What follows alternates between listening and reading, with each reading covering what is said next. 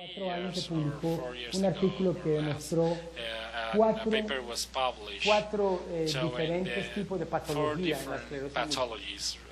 Y las células T solamente son un componente de lo que se encuentra ahí. También se encuentran células B, se encuentran macrófagos. En un componente, precisamente en este patrón número 3, se ve que hay apoptosis de oligodendrocitos no relacionadas con células autoinmunes. El argumento que se hace con esto es que posiblemente hay un componente de la esclerosis múltiple que es neurodegenerativo. O sea, la esclerosis múltiple es posible que comience como un proceso neurodegenerativo, no diferente al Parkinson o cualquier otra enfermedad neurológica que no se considera autoinmune, y que posiblemente después es seguida por un problema autoinmune, por el desarrollo de una reacción para acabar de ajustar en los pacientes de secundaria progresiva, que son los mismos de la relaxante remitente, pero en la etapa más avanzada se ven estos centros germinales ectópicos que tú acabas de mencionar, se ven en las meninges del cerebro de estos pacientes. Entonces, no es solo células T, hay células D, hay otros componentes que aparentemente están envueltos en la autoinmunidad de la esclerosis. Otra cosa que yo aprendí en la universidad, y ustedes posiblemente también, es que tradicionalmente esto es una enfermedad de la mielina. Las cicatrices se ven en la materia blanca del cerebro. Pero esto también ha sido demostrado últimamente que no es necesariamente cierto. No hay en absoluto lo que creíamos antes que era solamente la mielina. Cuando se cuentan las fibras de diferentes tractos, en este caso del tracto córtico espinal, en diferentes áreas del sistema nervioso central de los pacientes de esclerosis múltiple, se ve que hay una disminución en los números, y la disminución es bastante significativa. Mira, por ejemplo, en el área lumbar, se ve que los axones están bastante disminuidos en pacientes de esclerosis múltiple a comparación de control. No solo la esclerosis múltiple ataca la mielina, sino que también está destruyendo los axones al mismo tiempo. Otro de los avances que se ha hecho en los últimos 6 años más o menos ha sido un entendimiento de las variantes de la esclerosis múltiple. Fuera de la esclerosis múltiple hay varias enfermedades que también atacan la mielina. Hay una, por ejemplo, que es muy fulminante, que se llama Marburg, hay otra que se llama Bailos, que se llama esclerosis concéntrica, que la patología es muy interesante porque te muestra unos círculos y se ven tanto en el tejido patológico como se ven en la resonancia magnética. También está la tumefactiva, que es un poquito diferente, y está la encefalomielitis aguda diseminada. Esa también es una variante, considerada una variante de la esclerosis múltiple. Una bastante importante que se ha últimamente finalmente llegado a entender es la enfermedad de Debes, que también lleva un nombre que es neuromielitis óptica. La neuromielitis óptica, caracterizada por ser como una esclerosis múltiple que tiene también relapso y remisión, pero no afecta al cerebro. Solamente afecta normalmente, hay de todo en realidad, pero hay pacientes que también tienen problema cerebral, pero la mayoría tiene problema de nervio óptico y en todo el cordón espinal. Y es bastante fulminante esta enfermedad. Cuando hay una inflamación en el cordón espinal, en la médula espinal, esta inflamación normalmente abarca más de 3 segmentos vertebrales. Eso nunca se ve en la esclerosis múltiple, o casi nunca. La norma en la esclerosis múltiple son pequeñas lesiones unilaterales que van de 1 a 2 segmentos y mucho. Estos son 3 y a veces son hasta bilaterales. Entonces, esto es lo característico de la enfermedad de Debes. para mostrarles más o menos cómo ha evolucionado el campo de Devic y cómo llegó a volverse una enfermedad completamente independiente de la esclerosis múltiple. Quiero mostrarles solamente los títulos de algunos artículos en la literatura que te dan un sabor de lo que ha estado sucediendo y lo que la gente está hablando acerca de este tema. Entonces, en 1998, este artículo dice: neuromielitis óptica no siempre esclerosis múltiple. Obviamente, esto nos está diciendo que la mayoría de veces es esclerosis múltiple y algunas no lo es. Ahora en el 2001 nos dice, ya le ponemos alguien le pone un signo de interrogación acerca de si la enfermedad de Devic es una variante de esclerosis múltiple. Después se pregunta a este artículo si la enfermedad de Devic puede ser una enfermedad totalmente separada y diferente, y finalmente en el 2004 se encuentra un anticuerpo que se ve en todos los pacientes con, perdón, en un 70% de los pacientes con la enfermedad de Devic, pero no se ve en ninguno de los pacientes con esclerosis múltiple clásica. Entonces, es un marcador, un biomarcador que alcanza a detectar específicamente pacientes de neuromielitis óptica. El anticuerpo que se detectó es un anticuerpo que es de tipo IgG y se bloquea la función de la acuaporina número 4. Esto es el anticuerpo en una sección del cordón espinal, y acá está la acuaporina número 4. Básicamente se une a la misma antígeno. A pesar de que se encuentra el anticuerpo sigue el debate en la literatura. En el 2007, en un artículo en una revista de los Annals de Neurología, salen dos artículos juntos. El uno dice neuromielitis óptica es variante de esclerosis múltiple, el otro dice es distinta, es una enfermedad completamente diferente. Y a pesar que todavía sigue el debate, yo creo que ya la literatura está empezando a adoptar el lenguaje de que la neuromielitis óptica es una enfermedad diferente. Inclusive los medicamentos de la esclerosis múltiple sencillamente no funcionan en la neuromielitis óptica. Se debe tratar el tratamiento, el último que está dando bastante promesa es el rituximab, que es un anticuerpo en contra del antígeno C220 o C19 en ser humano, que destruye las células B. Y ahora pues ya se ve que lo ponen sencillamente en el diagnóstico diferencial de esclerosis múltiple y no necesariamente como una variante. Han habido tremendos avances en tratamiento también en los últimos años.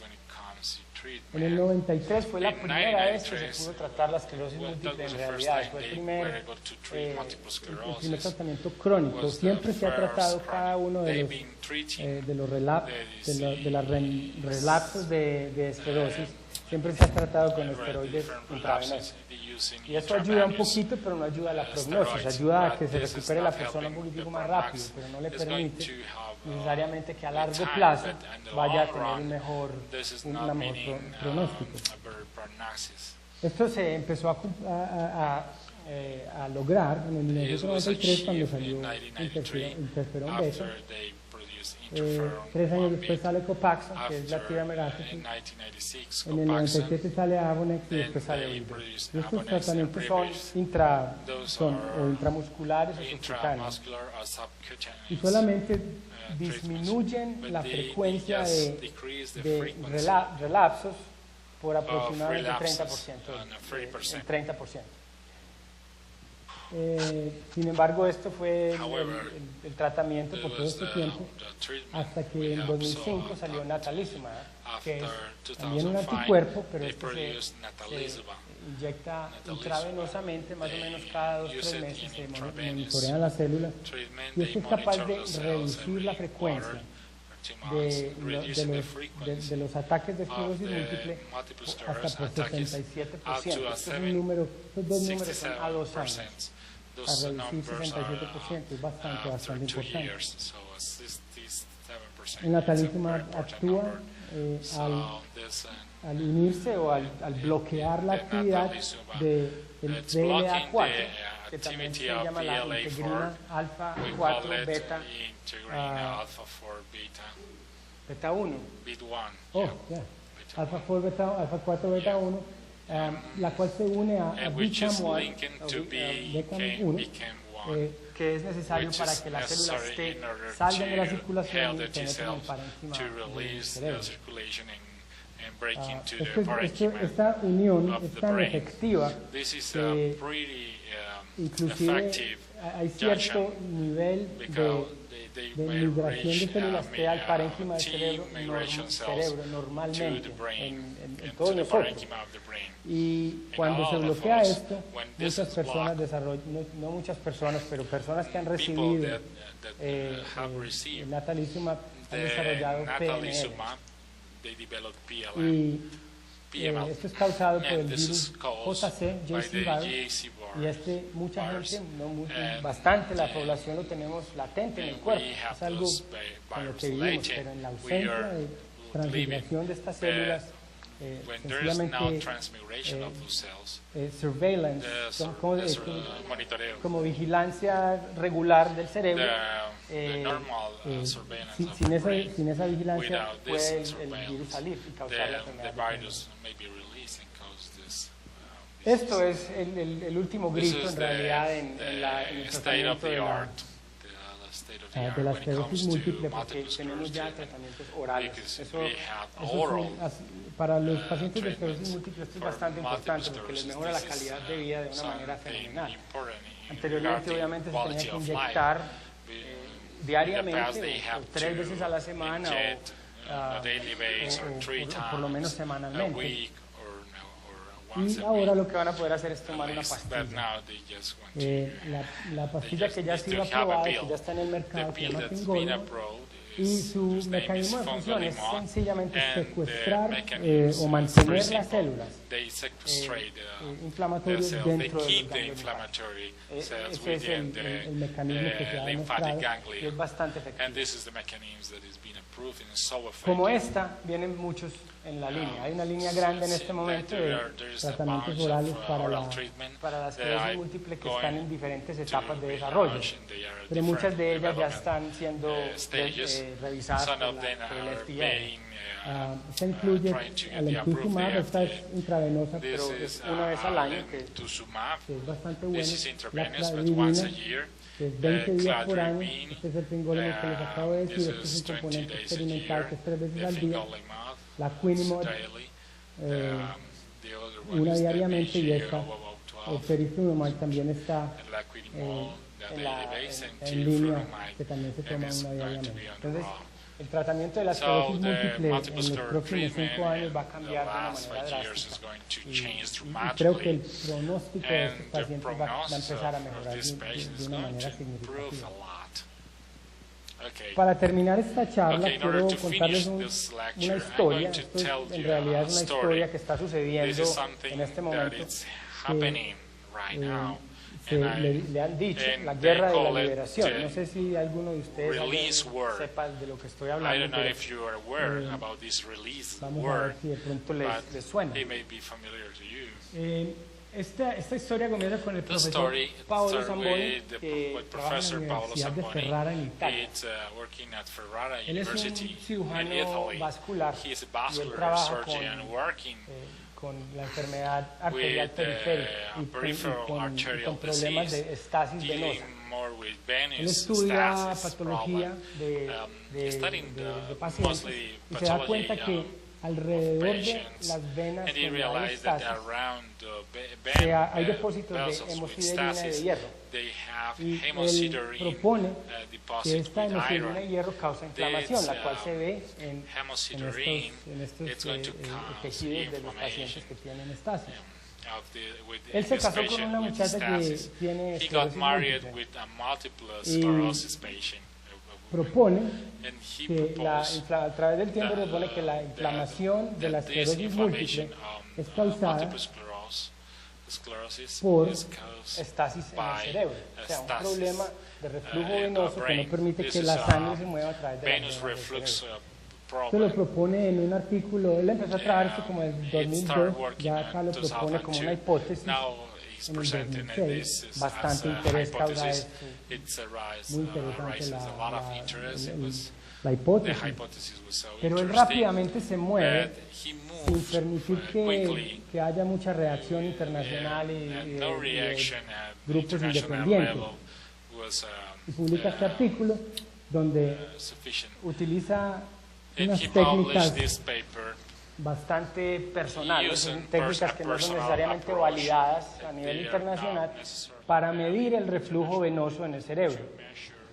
Y en este artículo, esencialmente, lo que esta tabla nos dice es que 0% de los controles y 100% de los pacientes con esclerosis múltiple tienen reflujo venoso. 0 a 100, eso se ve pocas veces en la biología humana. Todavía muy interesante, pues eso todavía no hay problema. ¿Qué pasa? Toma un paso más allá al año siguiente. No, esto fue unos meses después. Publica este artículo donde empieza a utilizar stents. Bueno, stents para abrir las venas del cerebro. Entonces, esto ya se vuelve un procedimiento endovascular para abrir las venas del cerebro de los pacientes de esclerosis múltiple con la intención de disminuir la inflamación. En este artículo, él dice que al pronóstico de año y medio, hay un 50% de los pacientes tienen cero ataques. 50%. Entonces, ¿qué pasa? Todos los pacientes de esclerosis múltiple, todo el mundo quiere la cirugía. Esto se vuelve un pequeño desastre porque empiezan los pacientes de esclerosis múltiple a través del mundo, en realidad, a pedir esta cirugía. ¿Alguien sabe de esto? Bueno, resulta que ciertas instituciones con muy alta reputación, y esto lo hacen sin ánimo de lucro, publican, o sea, en realidad esto está haciendo un eco académico de lo que está oyendo todo el mundo. Lo que pasa es que buscando en internet y pensé que sería algo cómodo ponerlo, pero todos los grupos académicos a través del mundo, todos sonaron una campana de peligro, diciendo que básicamente que el experimento que él había publicado no estaba bien controlado y que debían tener cuidado con esto, y solo se debía de hacer en el contexto de un estudio experimental bien controlado en un centro académico.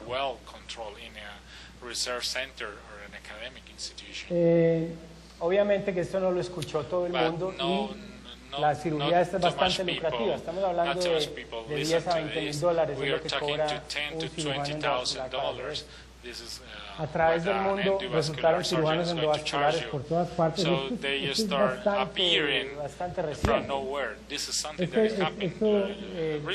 es un ejemplo de más o menos cómo era el desespero. Esto dice acá más o menos, no espero por el procedimiento de la liberación, pero estamos expandiendo nuestro grupo de hospitales para cirugía para la esclerosis múltiple, mientras que países como Bulgaria, Costa Rica, México, Estonia, Polonia y una cantidad de países que normalmente no son los más destacados de la medicina, tienen listas enormes de espera, con nosotros no hay espera. Y esto es, hoy en día están en Costa Rica haciendo esta cirugía. Tienen el horario lleno para eso. Una de las universidades que apoyó esta idea y empezó a hacer igualmente esta cirugía fue Stanford. Uno de los cirujanos endovasculares aparentemente fue capaz de reproducir los resultados de Zamboni. Hizo varias cirugías, creo que ya había hecho algo así como 15 algo así de cirugías, y desgraciadamente ahí fue la primera fatalidad. Esto es un titular de un periódico que sale, primera víctima de la guerra de la liberación. De los pacientes de esclerosis múltiple comenzaron a pedir esto especialmente en Canadá, me acuerdo que se volvió, como en Canadá la medicina es soportada por el gobierno. Los pacientes canadienses querían la cirugía. O sea, para negárselas había que hacer argumentos buenos, y ellos fueron bastante vocíferos acerca de esto. El seminario de la Academia de Neurología fue en Toronto el año pasado.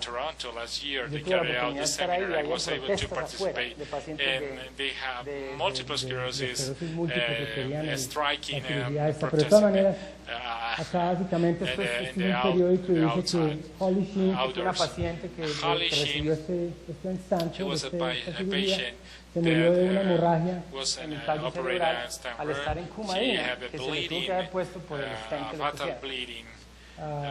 Obviamente esto paró, por lo menos en los Estados Unidos, en Stanford, paró la cirugía, ya no la están haciendo, pero esto sigue en todas partes, o sea, en muchas partes del mundo todavía se hace.